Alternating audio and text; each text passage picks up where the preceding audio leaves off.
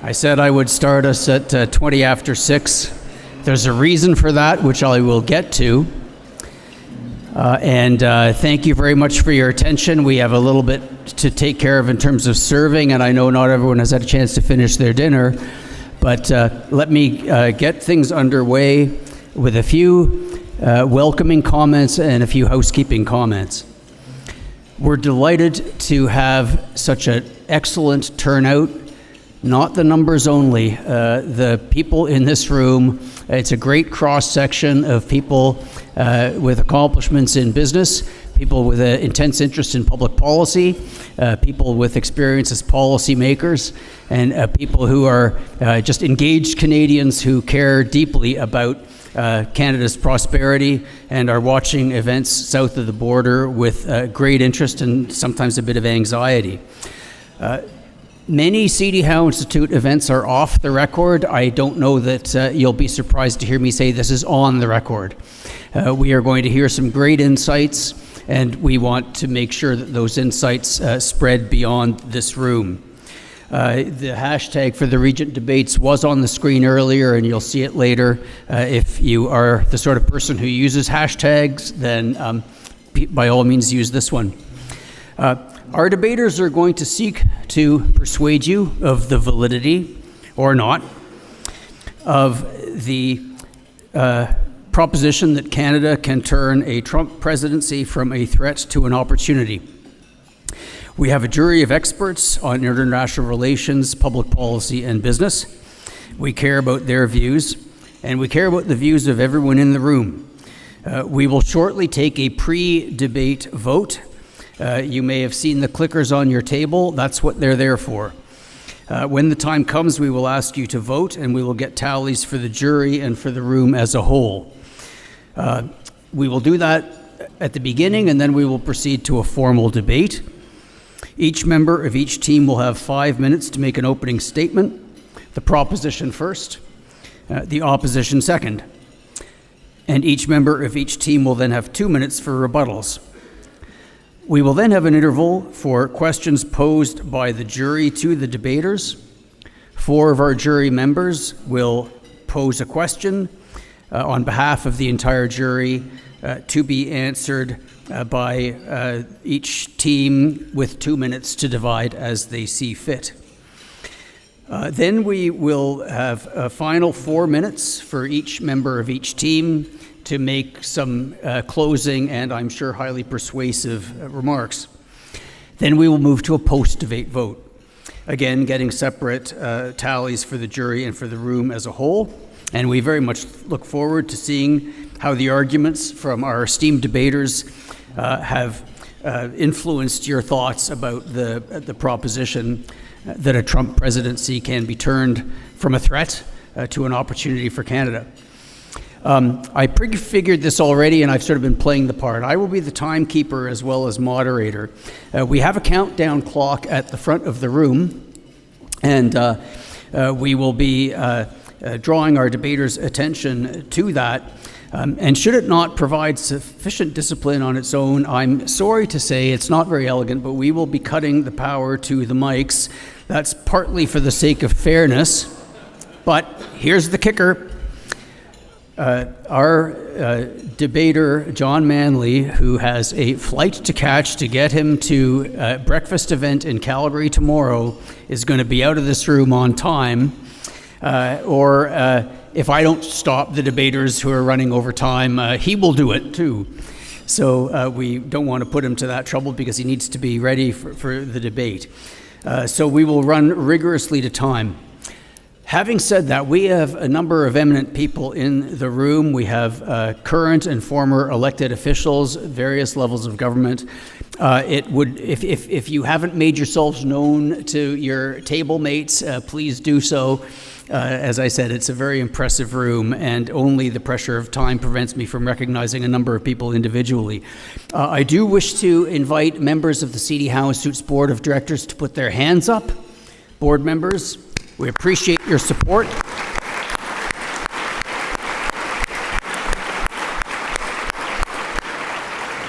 And you'll be hearing from several of them in other capacities shortly. As for the debaters, Aaron will be at the mic in a moment and will say a few things. You know them by reputation. I'm sure you know many of them personally. You came here because of them. Fuller bios are in your event materials. I'm being very telegraphic when I say on the affirmative side, we have Chris Christie, 55th Governor of New Jersey. We have Conrad Black, author and business leader. On the negative side, we have John Manley, chair of Jefferies Securities Incorporated, just to mention one of his roles in life. Martha Hall Findlay, currently director of the School of Public Policy at the University of Calgary. If you haven't read their bios, read them. There's a lot there. Another round of applause, please, for our debaters.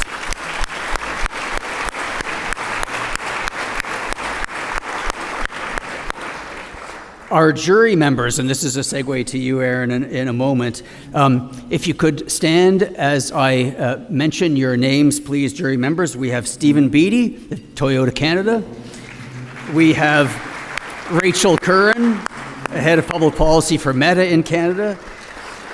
We have Dwight Duncan, who is strategic advisor at Bernstein Ladner and well known to all Ontarians.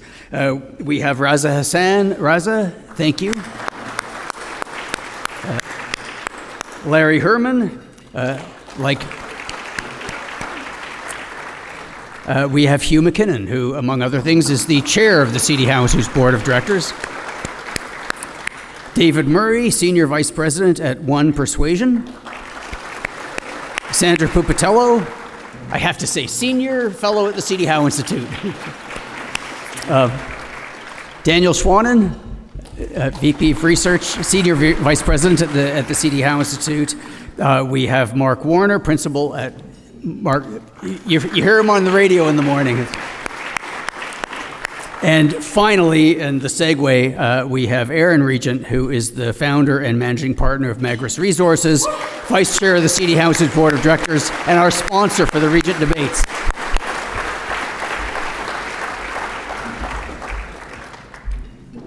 Thank you.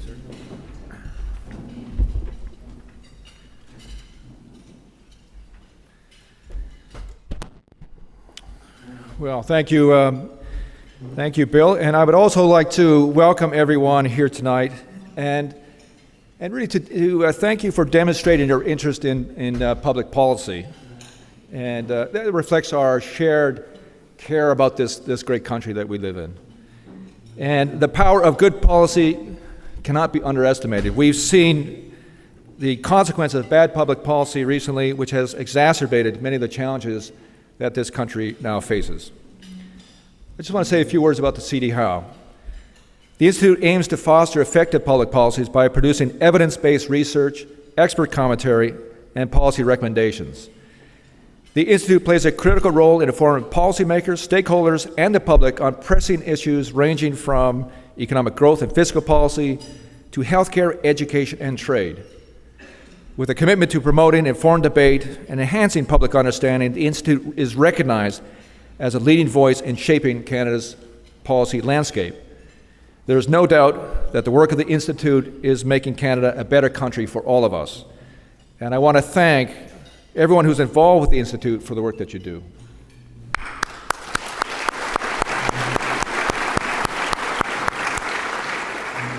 Now, this debate series is meant to build on that work. In too many places around the world, serious debate about important issues is a challenge. And this debate series is a signal that all Canadians can come together in a bipartisan way to talk about big issues in a respectful manner and considering different perspectives. We're here to learn. The series promotes this aspect of our citizenry, and it's a tradition that I'm honored to support. Tonight is the sixth debate in this series. Previous debates tackled the topics of universal basic income, Canadian competitiveness, regulation of big technology, competition in Canada's healthcare system, and immigration. Our debate on immigration last year was particularly timely. I can't say we single-handedly solved the complex policy issue, but I submit that we helped change the conversation and did so in a constructive and inclusive way. Now, the United States will elect their next president on November 5th, and the outcome of this election will have profound consequences for Canada. And depending on which poll you refer to, President Trump could very well be that president. A Trump presidency brings with it a myriad of challenges, unpredictability, shifts in trade protocols, and an approach to diplomacy that can leave the most seasoned political analysts scratching their heads. It is understandable that many Canadians are concerned. That said, out of every challenge comes an opportunity, provided we're willing to look for it and to seize it. Would a Trump presidency be good or bad for Canada? If Donald Trump is elected, how should our leaders respond? And that is why we have chosen to debate the resolution. Canada can turn a Trump presidency from a threat into an opportunity. We have an outstanding panel of debaters tonight. Bill's already mentioned them, but Conrad Black, the brilliant orator, writer, and returning veteran of our first debate. John Manley, the adept former Deputy Prime Minister and corporate leader who is always a voice for calm, reason, and good sense. Martha Findlay, the wise public policy and corporate leader. And of course, Chris Christie, the titan of Republican Party politics and two-term New Jersey governor. I want to thank you all for being here tonight.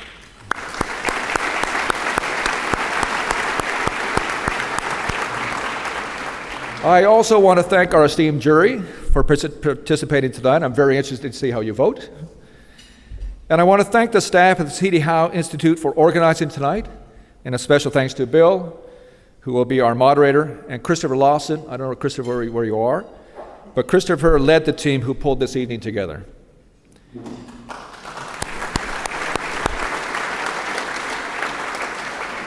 And another special thank you to my friend Duncan Munn, our past president of the Institute, who has been instrumental in leading and getting this debate series off the ground.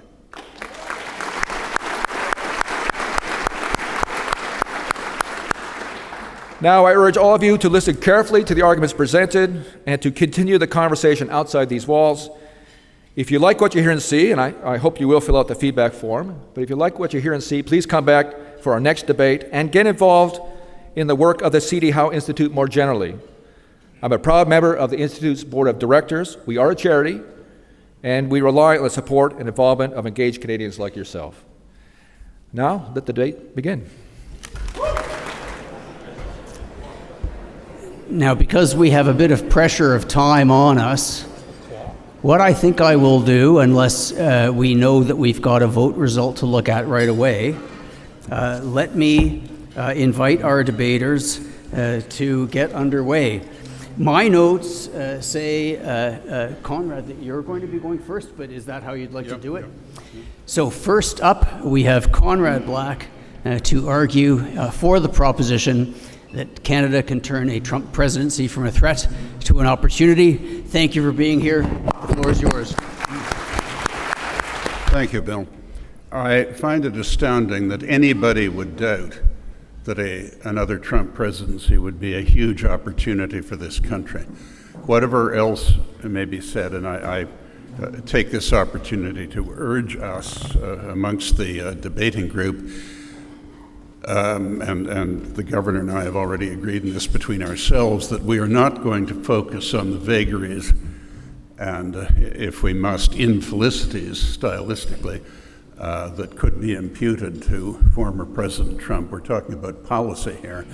And you will recall that when he was president, the average income of Americans rose by 7.7%. In the succeeding 4 years, it has declined by 3%. When he was president, just before COVID, there were 750,000 more vacancies to be filled in the workforce than there were unemployed people. It was full employment. The unemployment rate on average for his term was slightly over 2%, and at the end of his term, 1.5%, and his successors multiplied it by 6. Now it's come down again, but at great cost to the country.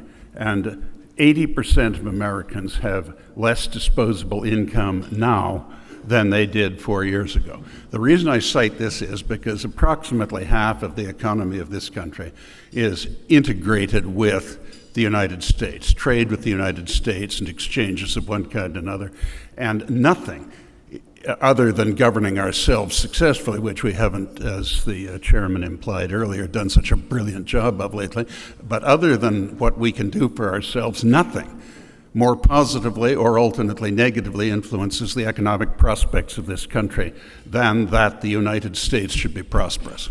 And I know that there is a tendency in some circles, and I feel, indeed, I have more reason than most people to have my reservations about some aspects of that country, including, with respect, the vagaries of the prosecution service. But not me. no, not you. But we should never forget or fail to be grateful for the fact that we owe chiefly to the United States the immense spread of the free enterprise system of democratic government in the world. And in some ways, we compete with them, but in some ways, we are all on the same team in the world, but in particular for this country that is so closely interlocked in many ways with the United States. There is no substitute for American prosperity in getting an updraft for ourselves. And we can see on the indisputable comparative figures of the Trump administration and the administration that succeeded it, the opportunity that Trump presents. Secondly, on the alliance level, again, like any alliances and any coalitions, there are frictions within them, but in general, we're all on the same side.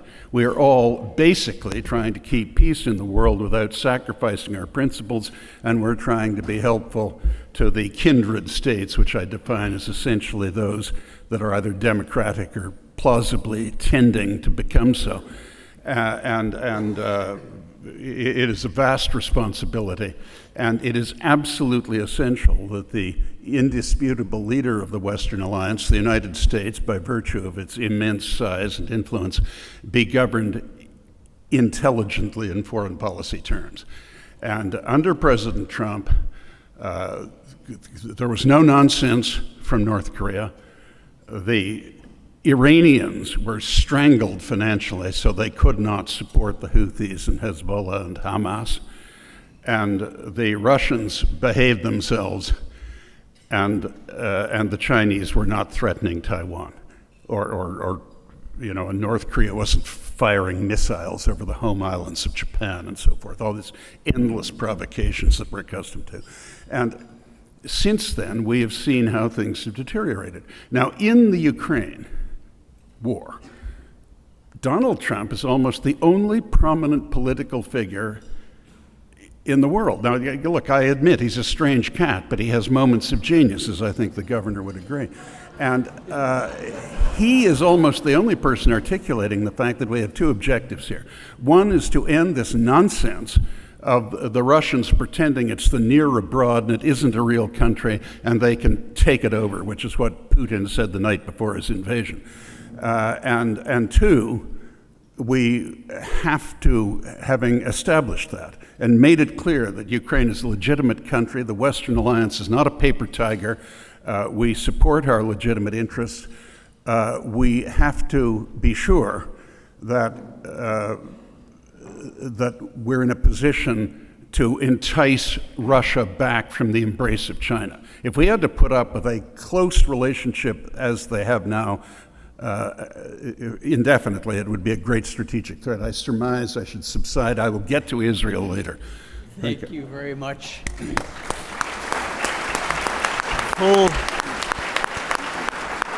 Full value for the 5 minutes.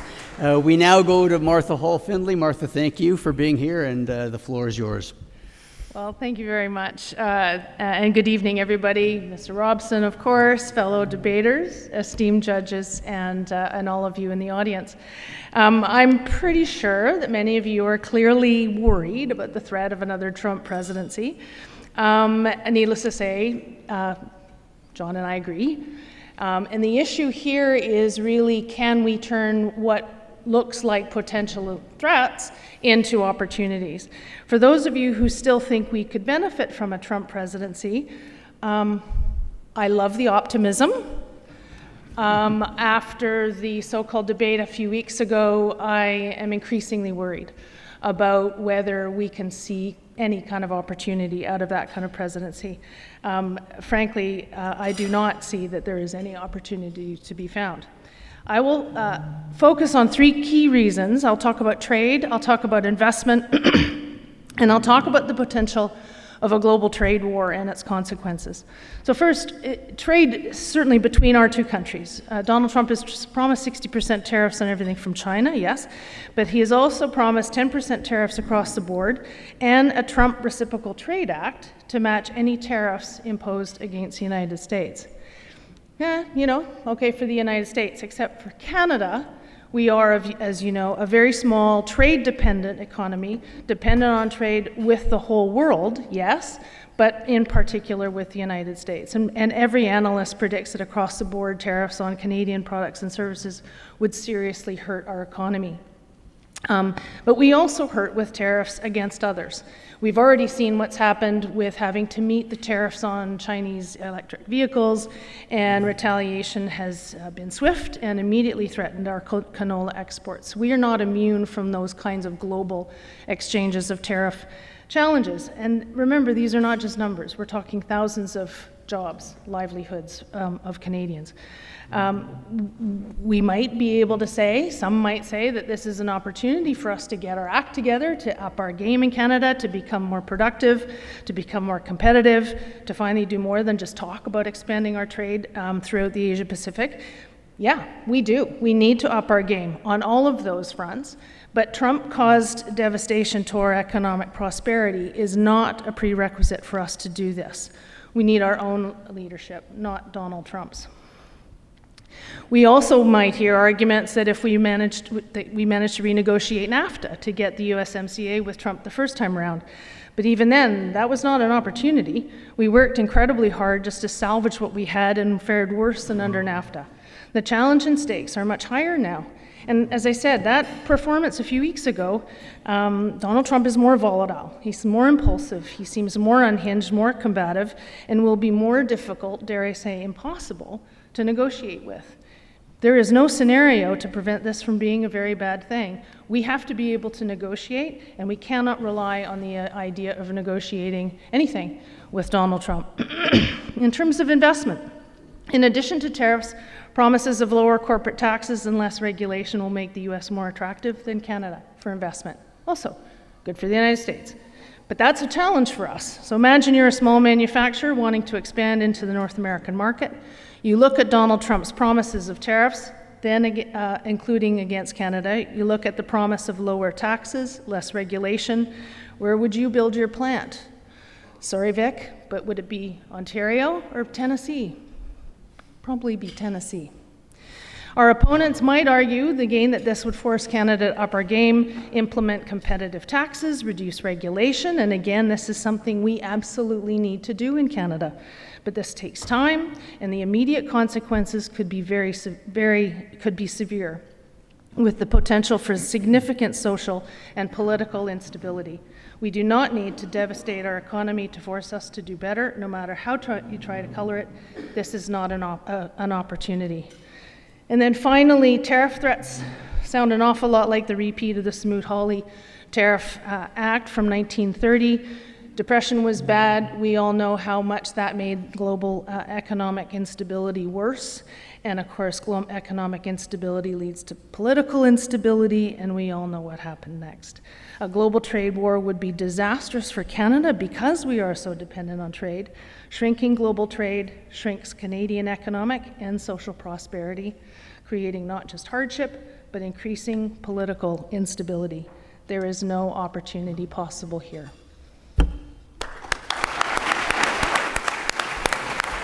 Again, full value for the 5 minutes, very sobering. Thank you, Martha. Chris Christie is next. Chris. Thank you, and thank you to all of you for having me here tonight. You know, as I was considering how to articulate the opportunity tonight for this Canadian audience, as I sat here and listened, our opponents here articulated my argument. And so it's going to be very easy for me to be able to make this argument for opportunity tonight. Yes, first we need to separate, as Conrad mentioned earlier, rhetoric from reality. I know you might find this hard to believe, but sometimes rhetoric in American politics does not match policy or reality.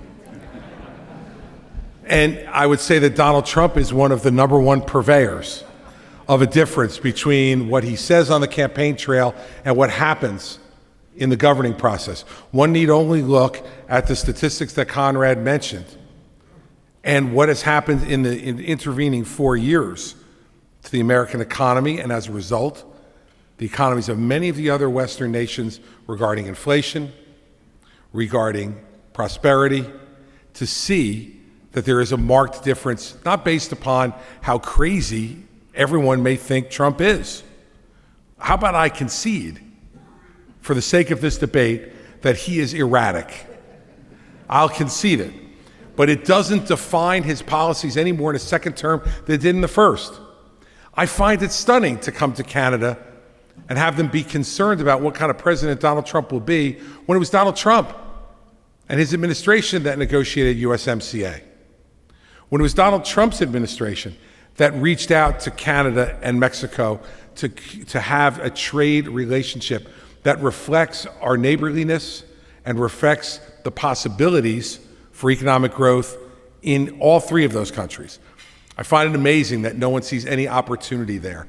And the idea that somehow USMCA will go away is absurd. Trump has it as one of his greatest accomplishments and talks about it all the time. It's not going anywhere. I love to hear that folks think that lower taxes, less regulation will lead to more prosperity in the United States. We agree. And then we get the kind of throwaway line about, and maybe we should get our act together. How about you get your act together?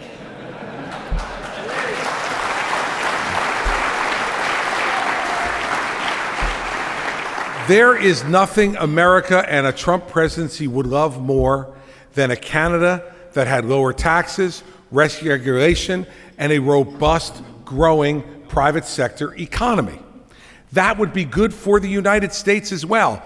And if you lead by an example of, in the US, of higher taxes, greater regulation, and more intervention into the private affairs of business in our country, it will give you greater license to continue down the ruinous road that you've been on during the Trudeau administration. The fact of the matter is,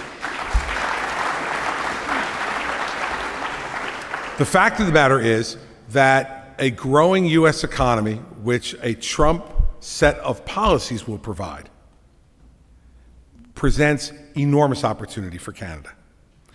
As far as trade and tariffs go, all anyone has to do to understand Donald Trump's approach on this is to read The Art of the Deal, a long ago book by Donald Trump where he talks extensively about how you have to rhetorically go all the way in one direction so that you can land someplace in the middle. If you look at his tariff policies in the first term, they're nowhere near as severe as he said they would be, and no, they will not be again. Because in the end, what Trump understands is Canada's not our adversary. China is our adversary. And so if we have increased tariffs under Trump, which I suspect we will, I believe in the end they will be focused most particularly on China. And yes, that may have some impact on Canada, but if we can get China to start playing by global rules rather than by their own rules, if we can get China to stop stealing American and Canadian intellectual property, perhaps innovators here in Canada and the United States will grow even faster and even better. I, as you might have heard, am not a Donald Trump advocate. But the fact of the matter is, his policies worked for the United States, for Canada, and will work again if he becomes president. Thank you. Very persuasive. As the moderator, I shouldn't be so urging myself to applaud all the time. I have to contain it, but that was very persuasive, and I know I'm going to want to applaud John as well. John. We're monitoring your applause, Bill. I want you to know. And I don't know who that Trump was that the governor just described, but I hadn't heard of him before. Martha talked to us about the damage that will be caused in the U.S.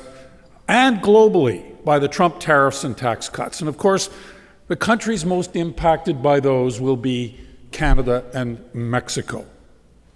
Oh, you might say, and we heard it, are we not protected by the USMCA, a deal negotiated by Trump, and therefore the best deal ever? The agreement has to be renewed in 2026, and thus new demands can and will be made by the administration, not to mention Congress. And Canada's leverage? Gone are the days of warm relations between the President and the Prime Minister, of the sort that produced the Canada-US FTA or the NAFTA.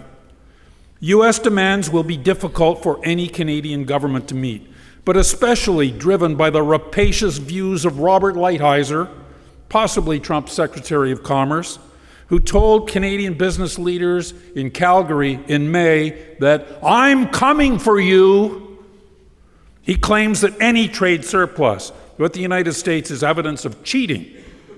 Everything we learned about comparative advantage is forgotten.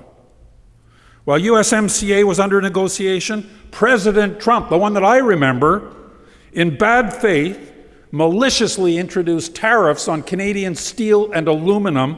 Why? For national security reasons. We're a big threat.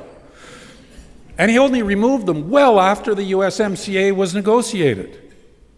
If there's opportunity here, it's in producing an agreement that it either retains or improves the existing one. With Mr. Trump and his advisors, this is a faint hope indeed. There's no win-win with him. In any negotiation where he has the upper hand, he wins and you lose. Martha talked about concerns about global peace and security, and I'm going to focus on the risk to NATO. NATO's collective defense commitment has been foundational to maintaining peace since 1949. Its importance was underscored by the desire of so many former members of the Warsaw Pact and the Soviet Union to join the alliance, not to mention Finland and Sweden.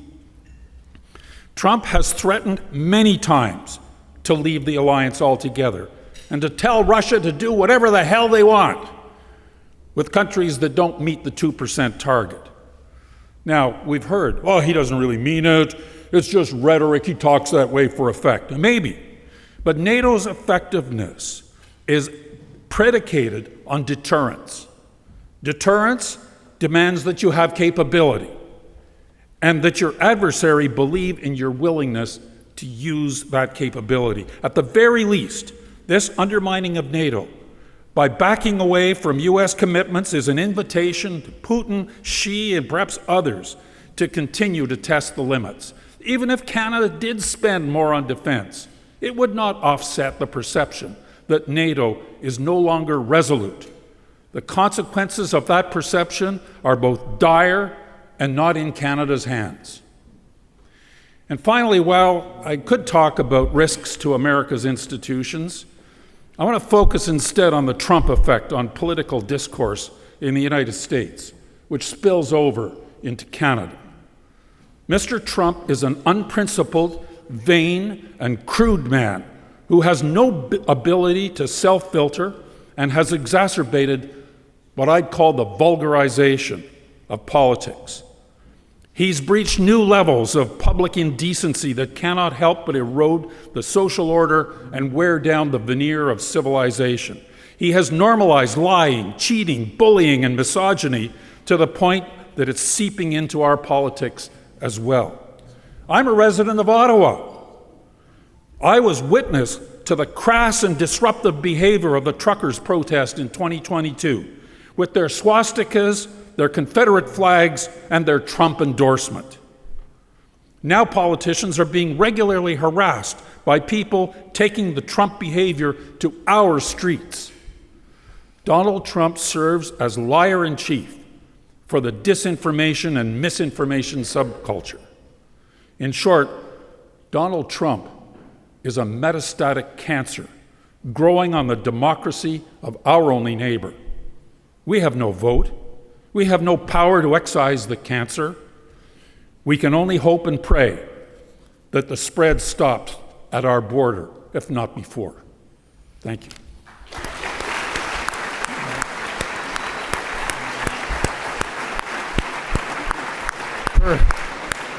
Perhaps a bit anticlimactically, given the strength of John's closing comments, because there was a bit of a delay and we didn't want to take the time, we are now putting the results of the vote up on the screen. I will let you all pursue it rather than trying to read it out, because I'm at a completely oblique angle and actually can't make it out.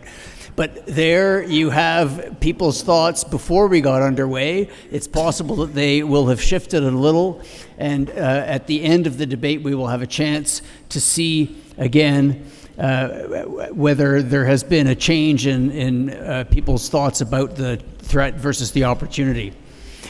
Debaters, if you would like a chance to look at it, please take it, but otherwise, in the interest of keeping things going, we will now go to the rebuttals.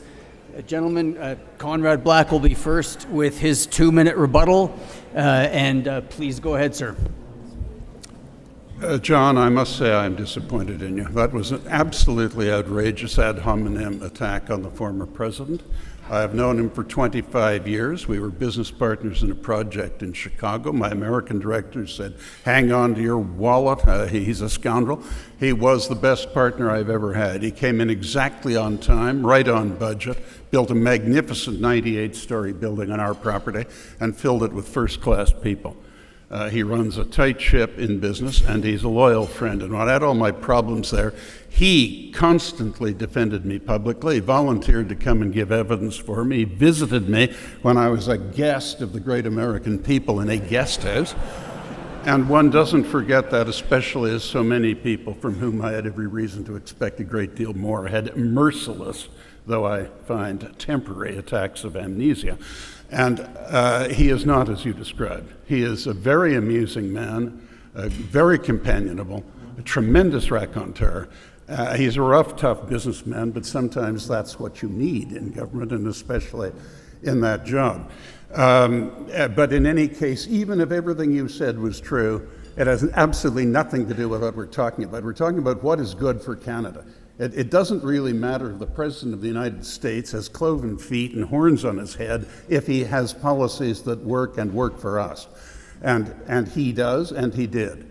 I should say that, and I'm not putting on the airs of any intimate of his, I'm not, but he occasionally phones me, and he did a while ago, and I mentioned that this debate was coming up. I didn't mention who my partner was. And he said, look, Canada has nothing to fear from me. Unfortunately, their trade negotiators are better than ours. But he said, all I want is fair trade, and there's not a big problem with Canada. It's a wonderful country, and no problem whatsoever. So there's no point, John, demonizing this and pretending that you're a composer of vitriol for the Democratic Party that has, perverted the justice system to prosecute him. He's fine, but we're talking about policy here. I hesitate to cut anything as eloquent as that off, but we do have to make sure that we get to Martha for her 2 minutes. Martha, please. We clearly have some work to do with the jury, John. Just a quick, the throwaway line was not we need to get our house in order. The throwaway line was we don't need Donald Trump to do that. It is we need a lot of work here, but we can do it for our sake, not because of Donald Trump. Mr. Black, 3 key issues. Economic strength in the U.S. would be very good for Canada. Yeah, sometimes. But not when you impose tariffs on all Canadian goods and services across the board. The last time, if you took the stats and said, oh, good American economy, helpful for Canada, I'm pretty sure NAFTA was still in place, and even then a revised USMCA, not 10% tariffs across the board, which would be very detrimental to the Canadian economy. Second, importance of U.S. leadership on the world stage. Absolutely. But the man that John just described, and it is not just about policy, it is also about character, it is also about truth, it's all about honesty, it's about ability to actually lead in a respectful way and garner the respect of our international allies. That's critical for that kind of international leadership. That man is not the person to do it. The country, yes, but not with that man at the helm. And finally, Ukraine, I will get peace in 24 hours? Mr. Black, you of all people, that sure sounds like Chamberlain's Peace for Our Time in 1938. I do not trust anyone who says they will get peace in Ukraine in 24 hours without a clear capitulation to Russia. And a capitulation to Russia, friends, is no opportunity for Canada.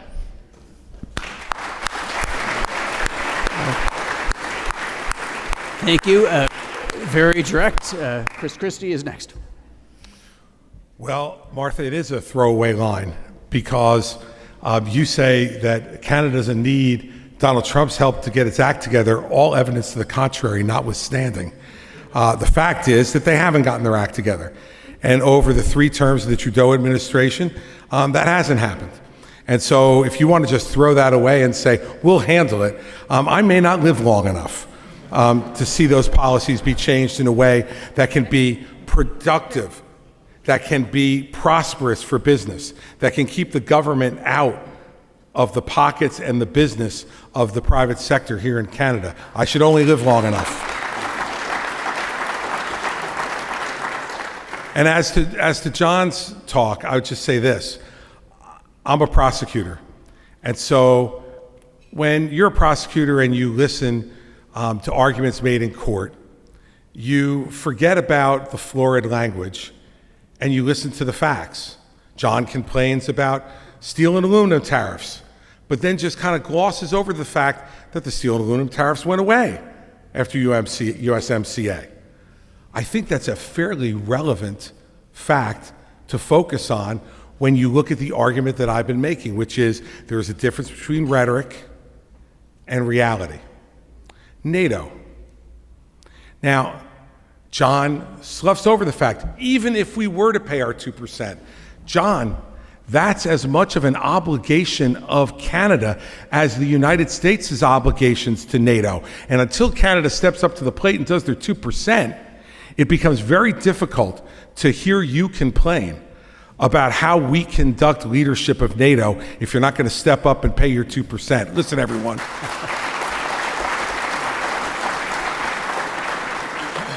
I, unlike Conrad, may agree with some of the things that John said about Donald Trump personally, but we are here tonight to debate the facts. We're not here to take a character assessment of Donald Trump.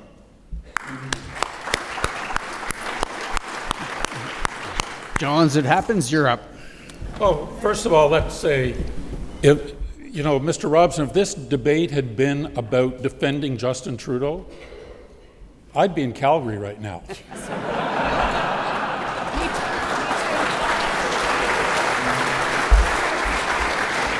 That's not what we're talking about. We're talking about the real threat. I mean, look at the question.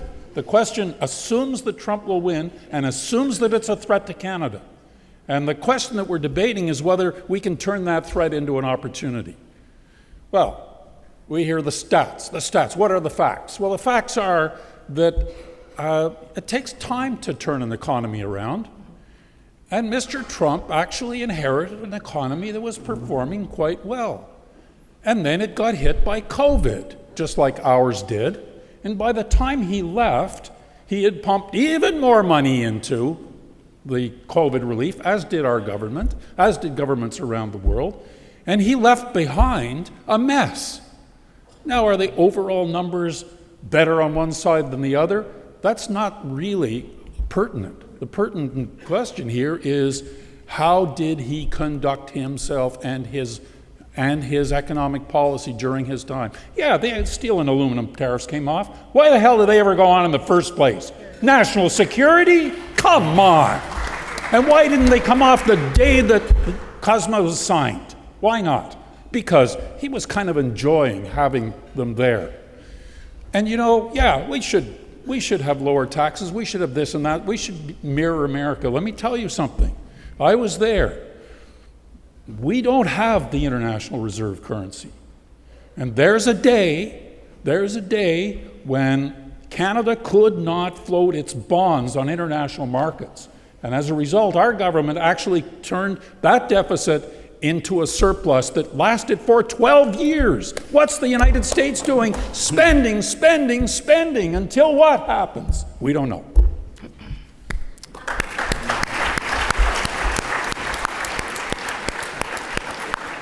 It is very tough to ration one's applause at the front of the room when there's been so much applause in the room.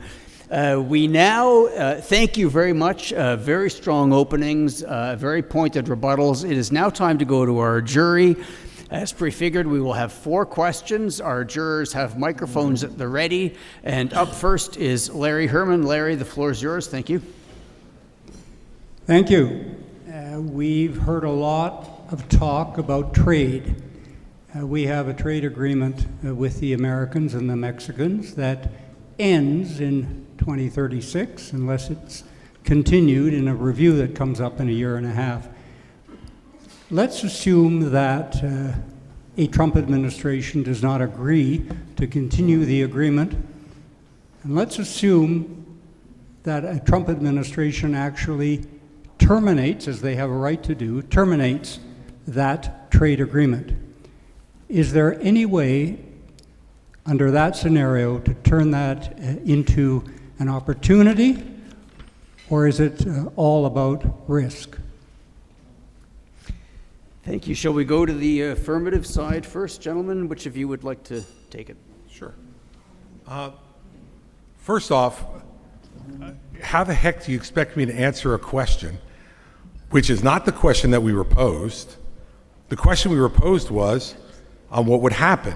You've already determined what would happen in the body of your question, that the Trump administration would terminate the very agreement that they negotiated, the very agreement that he trumpeted in his re-election campaign as one of his 3 or 4 greatest accomplishments as president. I don't know how you turn it into an opportunity if he terminates it, but what's your evidence that he will terminate it? It's an assumption you make in your question, I think an unfair assumption, and one that has absolutely no basis in fact at all. So I don't have anything to answer beyond that. I can answer a question that is unanswerable and, quite frankly, shows bias in the question that I don't think deserves more of an answer from me than that. Thank you, Chris Christie. We now have up to 2 minutes for our negative team. John, you're up. Very unfair, Governor, to my good friend Larry Herman, who, after all, just asked the question of what if he did tear it up, and could that be an opportunity? And of course it can't be an opportunity. We made a big decision in this country in an election campaign in 1988. We entered the Canada-US Free Trade Agreement. Some in my party seemed to be opposed to that. You know, I was in that election. It was, talk about dancing on the head of a pin. But 5 years later, Canadians had come to terms with that, and the degree of integration had been profound and real. That is the fact of the matter today, that our economy is fully integrated. What we have here is essentially an existential threat. You would know, Larry, how many times in this country we've tried to come up with plans to diversify our trade away from the United States. We're going to go to Europe. We're going to go to Asia. We're building our relations with China back when they were being admitted into the WTO. We've got an Asia-Pacific strategy. It was an Indo-Pacific strategy, but then we had a kind of falling out with India. So now it's just an Asia-Pacific strategy. So all of those things show up, but they are not going to move the needle on our reliance on trade with the United States. I see it as an unalloyed threat to Canada, one that we cannot improve upon. The demands that they make remain to be found out. I suspect that they will be very vigilant looking at our system of supply management. I think that our issues around softwood lumber, which began under the second presidential term of George Washington, are going to be remembered again in that negotiation. Who knows what else they'll put on the table. But those tariffs that they put on the last time to add pressure, look for more actions like that. Thank you for the question. Larry, thank you for your answers. Sandra Pupatello is next. This is my question. Governor, please don't be offended by the question. Trump has signaled major changes to immigration policy if he returns to the White House. What risk would those changes pose to Canada, and are there ways to turn that into an opportunity? Thank you, Sandra. I have a ghastly feeling that the implication of the question is that if, as he proposes to do, President Trump, if elected, will close the border as he did when he was president before, and in addition, he will deport, as he said he will, a substantial number of those who have entered illegally, particularly those who have been convicted of offenses. And that as a result of that, some of them will rush into Canada.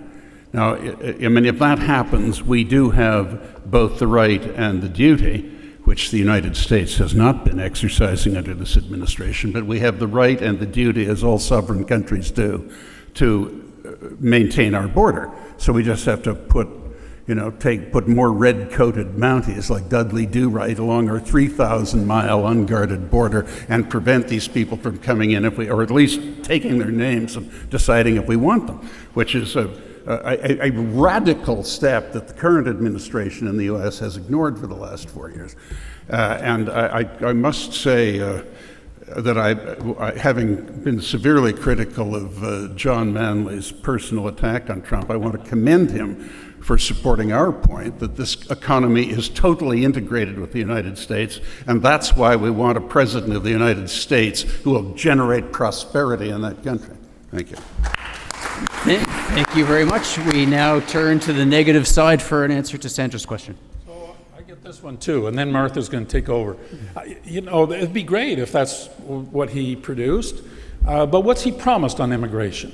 I'm actually not concerned about the threat that people are going to swarm our border, because I think if he actually followed through on what he's promised, which is the deportation of 15 to 20 million people from the United States, that the reverse would be true, that this would cause economic hardship and a fair degree of chaos in the United States. Think about it. Even under the current rules, the largest number of people that have been deported from the United States in a year has been 400,000. And yes, some of them have been deported because they have convictions. Some of those convictions have been traffic violations. Some of them have not been proven at all. It's at its core, it is a racist and bigoted approach to immigration. And what is the effect? Well, Brookings Institution actually did a study on this, which was reported in the last week, showing that these people are actually doing jobs that Americans don't want to do by vast numbers. The impact of their being exported from the country against their will is that many households will not have the domestic support that they need so that women particularly can remain in the workforce. Many of the jobs in construction and other trades will not be filled, resulting in layoffs in those sectors. Many of these implications of a mass deportation have to be taken into account, and we cannot sit back and say, it's just bluster. He might not, he probably won't, he's just saying it. We've got to deal with what he's saying. We've got to assume that he's going to do the things he says he'll do. Thank you. Full value for that question as well. Raza Hassan has a question next. Sure. My question centers around climate change, and we haven't really talked much about it. Trump has been very clear and talked about the fact that he is going to reverse some of the signature policies on climate by Biden administration. Now, if that reversal happens, can Canada leverage that to its advantage and attract some investments that were perhaps meant for United States in terms of climate-related investments? Or given Canada would be at odds with US and its policy would not be in line with US policies, could that pose an economic risk to Canada? Thank you, Thank Raza. Gentlemen? I will not inflict upon you my profound skepticism about most of the climate change debate. We don't know to what extent it is occurring, the climate change. We don't know to what extent it's influenced by human conduct. It is not outside traditional cycles of climate fluctuations. And we have absolutely no idea if this holy war against the oil industry is going to achieve anything for the salvation of the planet. And I think that to the extent that the former president of the U.S., if reelected, would restrain and reduce the green terror that has been imposed in that country by the current administration, it would be a good thing. It would contribute to greater American prosperity, and it would help debunk this terroristic theory that if we don't, all of us here, with Canada having a carbon footprint of less than 2% of the entire world, shut down our oil industry, we're all going to be flooded out and starving for oxygen and so forth within a few years. If all the alarmist statements of Al Gore and the present King Charles and others were put together, we would all be in permanent psychotherapy, recovering from our state of nervosity. We have to be vigilant, and we are well placed in this country with 3 oceans to do the proper research that's required. But what is going on is the madness of crowds. It's like the tulip hysteria in Holland in the 17th century. And to the extent that the potentially incoming president of the U.S. slows that down in the country's largest and most influential, world's largest and most influential country, that would be a good thing for us. I don't believe that it would have a material impact on industries in this country. I think it would have a positive impact on public policy here and elsewhere. I enjoyed that answer. Thank you, sir. We have one more from the negative side on that one. Yes, we do. The key attraction of Biden's Investment Reduction Act, what a name for a inflationary legislation, but in any case, is government money, and an awful lot of it. And taking that away would reduce, I think, investment in the U.S. in those sectors. But Canada could only attract that investment by putting up comparable money of its own, which we will not do.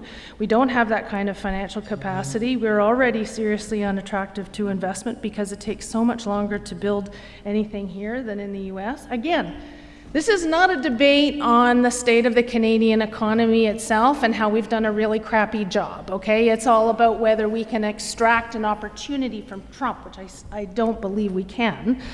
But our likely next government probably won't want to support those kinds of initiatives anyway. But instead, Trump has vowed to reduce taxes, as we've talked about, ease the regulatory burden, both of which would do their own to attract investment away from Canada. So we might theoretically have some opportunity, but I don't think so because it'll be made up for with other aspects. The key beneficiary of Trump's anti-climate policies, frankly, will be China. Just as China massively capitalized on Trump's policies the first time around, they filled the space with solar panels, batteries, EVs, and they're now way ahead of anyone else in the world because of that lack of action.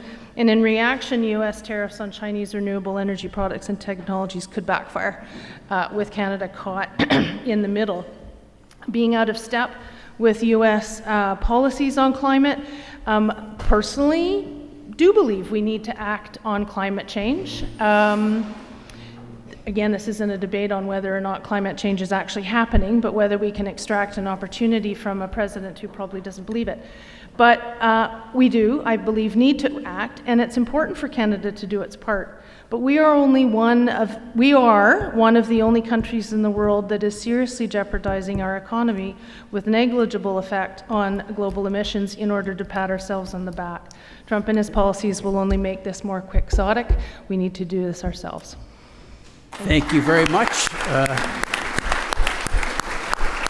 Our jury has hit us with 3 very salient questions, and we now go to Hugh McKinnon for a 4th salient question from the jury. Hugh, please. And in fact, I think I'm going to change the question given that the 2% has been addressed. Do you think the growing U.S. issues with Mexican affinity for Chinese trade and investment and recent constitutional changes in Mexico could be exploited by Canada to reorient the U.S. and Trump in particular to a more focused and better relationship between the U.S. and Canada, free of Mexican and southern border considerations? Thank you. Some fast thinking from the jury. We'll go to this. Yes, Chris Christie. The short answer is absolutely. And before we abandon completely the questions that we were presented with before, I would disagree with you that the 2% issue has been addressed. The 2% issue has been raised by the folks on this side of the stage. It has not been addressed by the folks on the other side of the stage. So it might be a good conversation to have, but I guess we'll do that the next time I come. There is no question that Canada is presented with an opportunity to be able to enhance their relationships in every way: national defense, economic, trade, and educationally with the United States if there becomes the enhanced tension with Mexico that you just posited in your question. And it is true that every morning Americans do not wake up waiting and worrying about an invasion from Canada. We're thinking you guys are cool here and we're good down there. In Mexico, it's much different, and I would argue to the nirvana-like here that we got from the other side on what immigration is doing. Come to New York City and watch hundreds of hotels being occupied by people who have come to the United States illegally.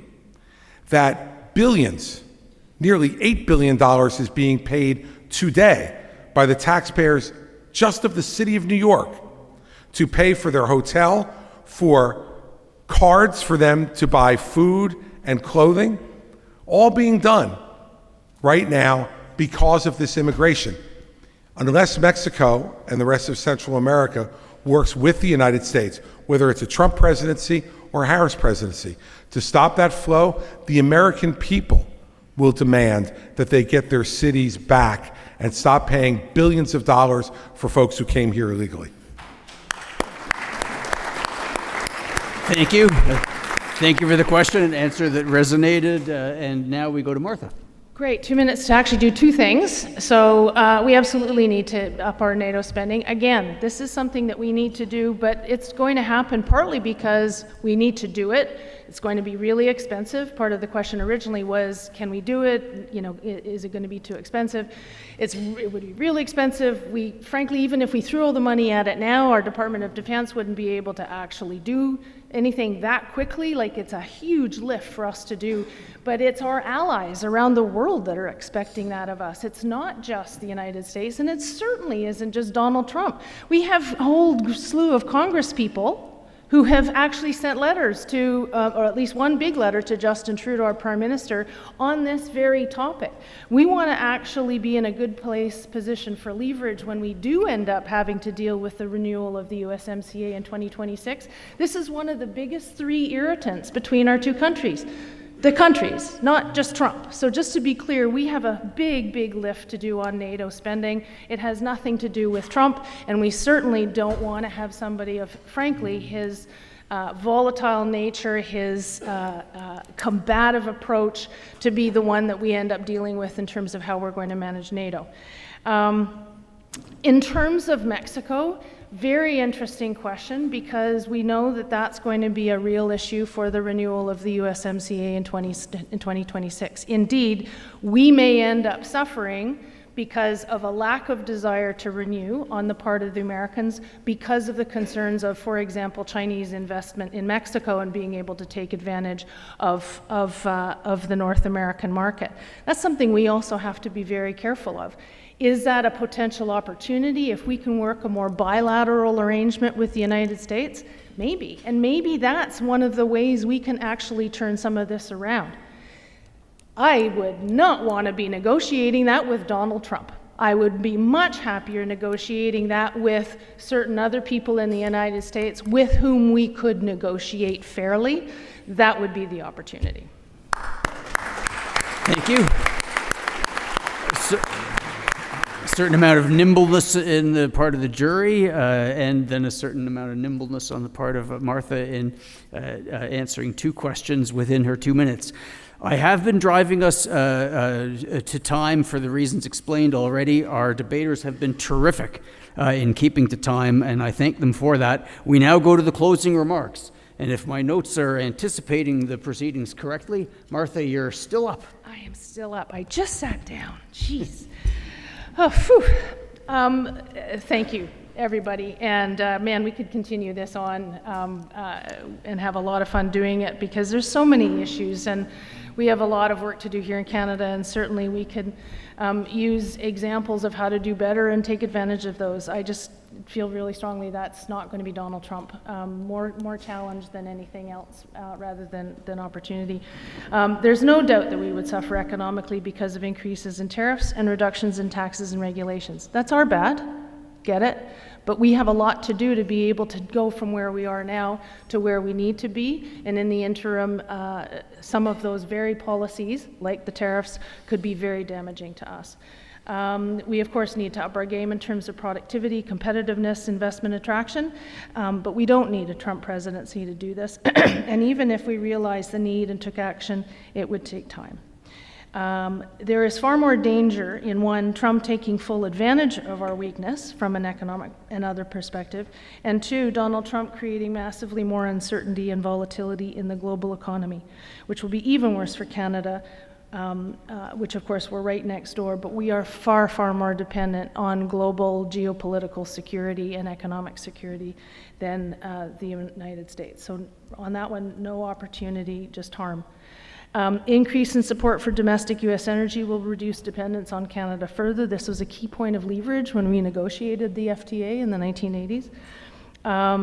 Again, reducing our leverage for a USMCA renewal. No opportunity, only harm. The threatened tariffs would most certainly lead to a global trade war, similar to what happened after the Smoot-Hawley Tariff Act, which, by the way, every observer has said should not be repeated, and yet here we have a potential president saying he basically would do exactly the same thing. That trade war not only crippled global trade and the global economy, it had disastrous effects that increased the pathways to World War II.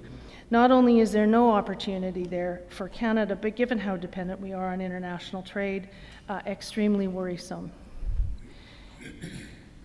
I don't want to be alarmist, but I do go back to the history of many members of my family fighting in World War I and flying in World War I, and my dad landing in D-Day. And falling into war is not, to any student of the historical events preceding either of the 2 world wars, frankly, that unlikely. And particularly with volatile, emotional, irresponsible people in charge, not just one of them, in various countries. It's a dangerous, dangerous stew.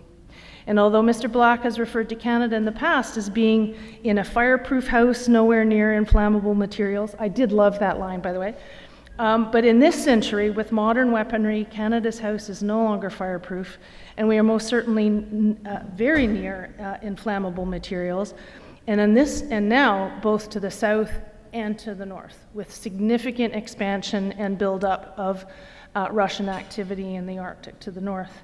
This time, Canada would be in everyone's line of fire. Needless to say, there is no opportunity to be found here. But we can debate economic policies all night. That's what our opponents want us to think that we're doing.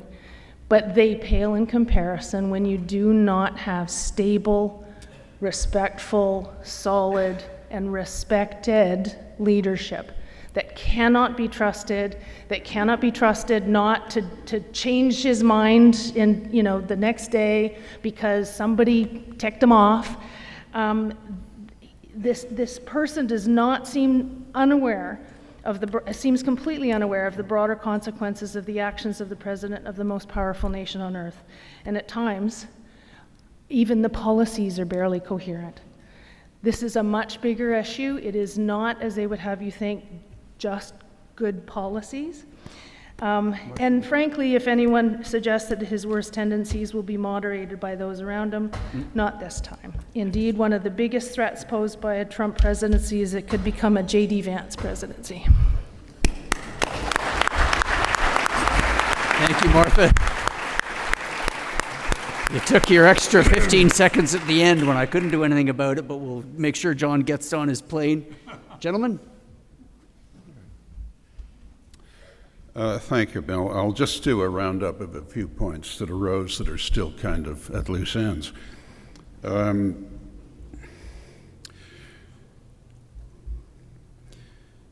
First of all, this business about 15 to 20 million deportations. This is completely fatuous. No one is talking about that. These things have to be negotiated between states, and they have to be done in a civilized way. You can't just round up millions and millions of people and pour them as if out of a cement mixer across the southern border. There is no conceivable possibility that Trump has in mind deporting more than about 5 million who are lawbreakers in the U.S. in addition to having committed a crime by entering illegally in the first place. I do agree with John that there is a terrible and contemptible collusion between Democrats trying to admit all these people on the theory that they'll be so grateful they will vote Democratic, having dispensed with the constitutional requirement that they become citizens to vote, and Republican employers who like exploiting their cheap labor and holding over them the sword of Damocles of being expelled from the country for coming illegally.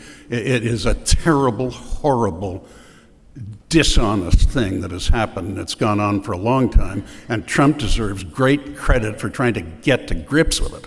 I may add he also deserves credit for wanting to transfer the basis of American immigration policy to merit, and he cites Canada as an example to emulate.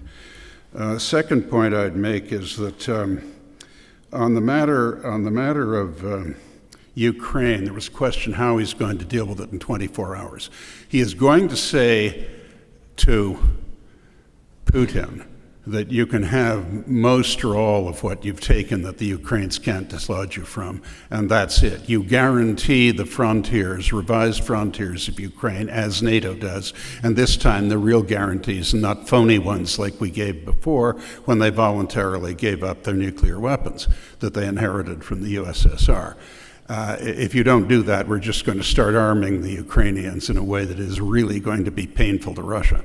And then when he has Putin's agreement, he'll tell Zelensky, you've got 3/4 of a loaf, that's the best we can do, but take it and you're secure, and we will decide, NATO will decide who enters NATO, and not Russia or anybody else, and when you qualify, you can join NATO, and the Europeans, I'm sure, will have you in the EU when you're ready. That's how he will do it. And by the way, it won't take a lot longer than that. The third point I would make is on Israel. I did promise to address it. I'll have to be very fast. Those, including in the government of this country, that think it's just another skirmish and a border incident and are calling for a ceasefire, don't understand. It was an act of war. It was responded to as an act of war. Nobody told Roosevelt a year after Pearl Harbor, stop it now, you've killed more Japanese than they have killed us. Nobody told George W. Bush a year after 9/11, stop it now, you've killed a lot of terrorists. A war is a war. And Hamas has made it clear, happy to behave as cannon fodder for their Iranian masters, that they will never accept the legitimacy of Israel as a Jewish state, and as long as the Hamas terrorist apparatus is extant, there can be no peace. And Israel is absolutely right to exterminate the terrorist apparatus and deserves our support, and Trump will give them support, which Biden has not.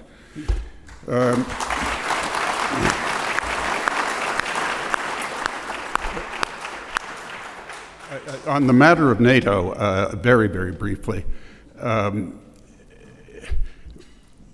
all of America's so-called allies like weak American presidents, except when they need a strong one. We needed Roosevelt to get Lend-Lease passed and keep Britain and Canada in the war. We needed Truman to prevent the strangulation of Berlin and prevent the occupation of South Korea by the North. We needed Kennedy in the missile crisis and so forth.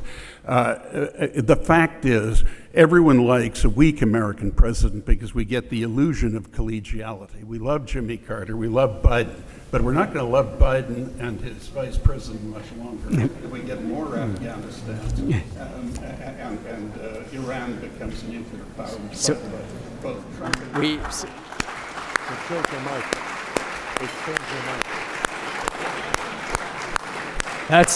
This is why we have drinks afterwards, because there's much more to say. John, you're up, and you're our closing speaker. Thank you, Bill. This has been fun. Thank you for doing this. And I'm going to have more fun because I'm really going to rankle Conrad this time. And I'm not talking about the Middle East. I wasn't even on the sheet that we with the resolution. Anyway, I want you to think again about who this is that might get the nuclear codes of his country. Think about it. He entered politics amplifying the birther conspiracy theory, racist at its core. He's now adapted it to say that Justin Trudeau was the illegitimate son of Fidel Castro. Woo! He scorned our prime minister, whether you like him or not. You don't do that with foreign leaders. After the G7 summit in Charleroi, and the others, including Angela Merkel, didn't fare a lot better. Meanwhile, he showed great deference to dictators and despots. He magnified the importance of Kim Jong-un by crossing the planet to meet with him. He made deals with Putin that he concealed from his own national security team. He tried to blackmail Ukraine, simple as that, denying them weapons unless they fabricated political dirt against his expected election opponent. That out of spite. That's the spite that drives him to say, we'll end the war. We'll cave on your behalf, Ukraine. He repeatedly threatened and very nearly quit NATO. He started a trade war with China, but he also took trade actions against the European Union, Canada, Mexico, Japan, and South Korea. That's called friend scorning. He tried to overturn health care coverage for Americans with no alternative to offer, just the concept of a plan. But he did engineer the elimination of the right to choose for American women. He denied the gravity of COVID while millions of Americans were dying and U.S. hospitals were overrun, and then promoted bizarre remedies that were actually harmful. Do you remember when he recommended injecting the human body with bleach? He mocked and defamed America's honored dead and their grieving families, as he mocked Senator John McCain for having been captured during the war in Vietnam, a war which he found some excuse to avoid serving in himself. He abused his office repeatedly to harass perceived enemies and political opponents, even firing the head of the FBI and trying to interfere with the Justice Department. He organized a conspiracy to attempt to overturn the 2020 election, and when that failed, he turned to outright violence on January 6th and denigrated the vice president for failing to enable his crime, causing his supporters to chant, "Hang Mike Pence." He sat idly and silently for 3 long hours while his mob stormed the Capitol. In the debate with Harris, he amplified the bizarre theory that migrants were killing and eating pets in Springfield, Ohio. My friends, it matters who holds the office of President of the United States. It matters most of all to Americans, of course, but it matters to citizens of the world and to no one more than Canadians.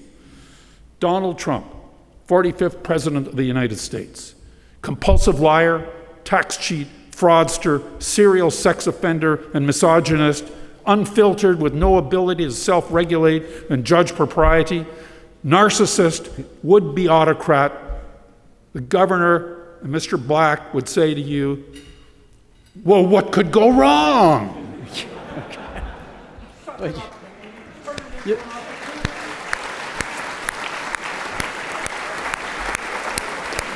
Well, John, you saved some of your best stuff for last there. Your mic. No, you can't make yourself miss your own flight. So we'll now go to Chris Christie for his final remarks. After just listening to John, I feel like a mosquito in a nudist colony. I don't know where to begin.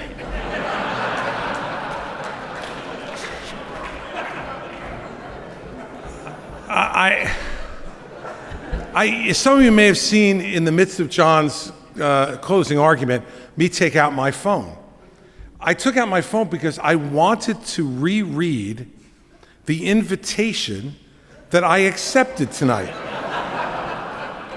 which was, does a Trump presidency create opportunity for Canada? I just listened to that closing argument. I have no damn idea whether John actually read the invitation that we were given tonight. The fact is, by the way, I agree with probably about 70% of what John said regarding Donald Trump's character. That's one of the things that Conrad and I spoke about before that we disagree about. But that wasn't the question. The question was, does it present an opportunity? The question assumes a Trump presidency and asks us to talk about how could this present opportunities for Canada. My friends on the other side of the stage decided to use this opportunity to unleash all types of personal attacks against Donald Trump. In fact, after listening to John's talk, he might be the best person to debate Donald Trump in the American election. But the fact of the matter is, it said nothing about Canada. The fact is that because our economies are so interwoven, because our values are so similar, because our relations have been overwhelmingly friendly, the United States and Canada must find a way to work together, whether we like Justin Trudeau or not or agree with him, and whether you like Donald Trump if he's the president or agree with him. We are inextricable partners who live, by the way, in the best neighborhood in the world. Any other country, any other place in the world would trade places from where they live, be it Europe, the Middle East, Asia, Africa, with what we have in the neighborhood we have. And the more that we hear the language that came from the other side of the stage, I wonder who's turning into Donald Trump? Who's influenced more? Because the adjectives were extraordinary. We are here to debate the issue of whether Canada, if confronted with a Trump presidency in January of 2025, can find opportunity. I believe they can. I believe they can find opportunity economically with a president who wants to try to lead the way on issues like taxation and regulation and energy sensibility for this region of the world, which will help to drive economic growth. Have a common adversary in China, who is bankrupting themselves, by the way, in their investments in many things that are going on in China. And the reason I'd argue to you that Xi is not in Taiwan is because Xi can't afford to go to Taiwan right now until he gets his own house in order. We don't have to worry about that in this neck of the woods. You're not invading us, maybe just with your comedians. We're not invading you, maybe just with our TV. But in the end, we must find those opportunities because we live in the greatest neighborhood in the world and we need to start acting like it. Well, ladies and gentlemen, if we were to applaud long enough to do justice to the facts, the mental agility, the rhetorical flourishes that we've heard from our debaters, John would miss his flight. So we have to cut it a little shorter than that, but let's do it again. We just got warmed up. That was tremendous.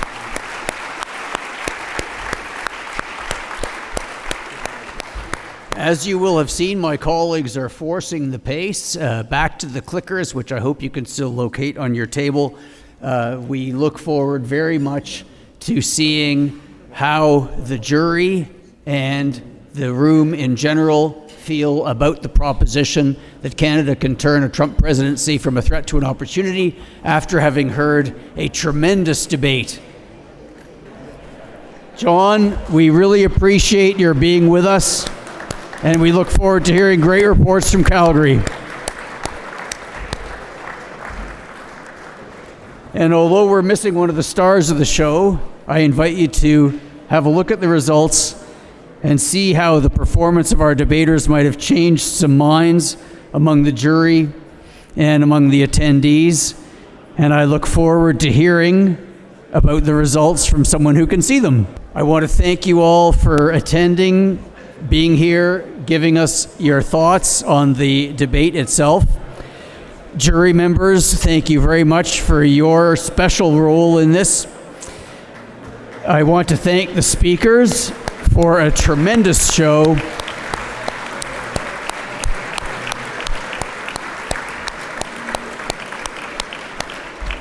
And Aaron Regent, wherever you may currently be, please accept our applause for supporting a great event.